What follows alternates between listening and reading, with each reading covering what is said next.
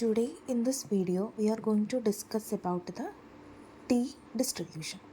So first we will take some sample observation, like suppose let x1 x2 etc xn be a random sample of size n from a normal population with a mean mu, and the standard deviation will be the unknown, like sigma will be unknown in this case.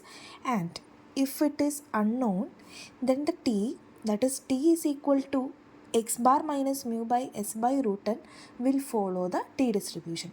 So this is the t statistics. What is statistics? Statistic is the function of sample observation. So here this x bar is the sample mean and mu is the population mean, and here s, what is s? S is the sample variance, and s square is the sample variance, and s is equal to 1 by n minus 1 summation I going from 1 to n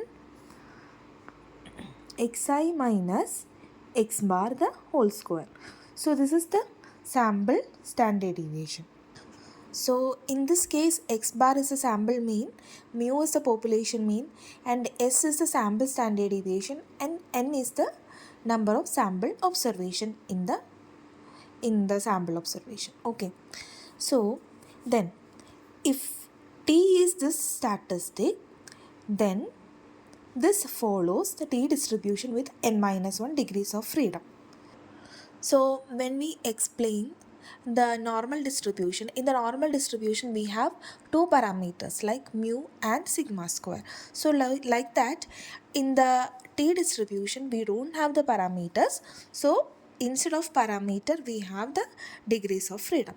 So degrees of freedom means, suppose you just assume like you have a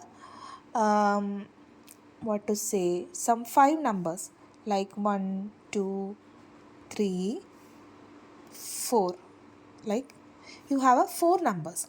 So suppose you wanted to take one number for every day. So one number for one day, second number for the second day. So if you choose one number in the first day, you have to eliminate that number. So suppose in day 1, how many choices you have? You have 4 numbers.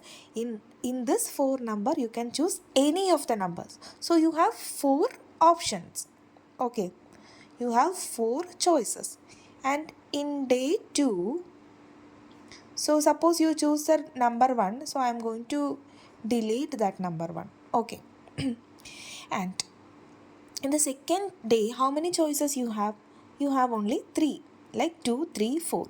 So suppose you choose, like here it is 1 and number 3. So I am going to eliminate this. So in the third day, day 3, you will be have only 2 choices. Okay, 2 choices. It is, suppose it is 2. So in the final day, like day 4, you don't have any choice. You don't have any choice. So the number remaining is 4. You have to choose 4. So degrees of freedom means the freedom to choose the sample observation, like how many times, how many days, in this case it's days, how many days you have the freedom to choose the sample observation. So that is called the degrees of freedom, the freedom to choose the sample observation. So in this case, in the last day you don't have the freedom to choose the sample observation. So that is why in this case we took n sample observation, and in the last day we don't have choice. That is why we have n minus 1 degrees of freedom. And this is the PDF of t distribution. So in this case, this is a gamma function, and here this nu means, like here also it's nu means the degrees of freedom to choose the sample observation.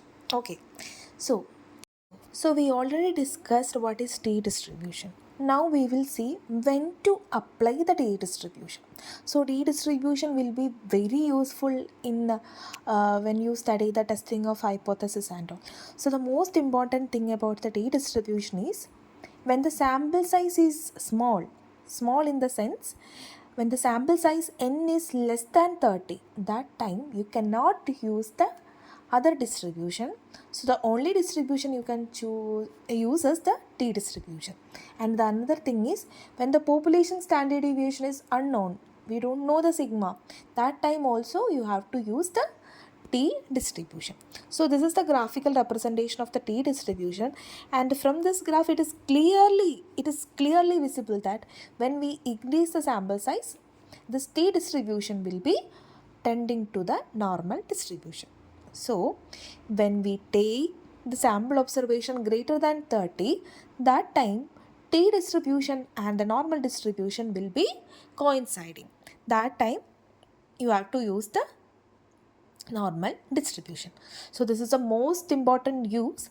When the sample size is small, you have to use the t distribution, and when the sample size is large, then the t distribution automatically tends to the normal distribution. So this is the most important thing.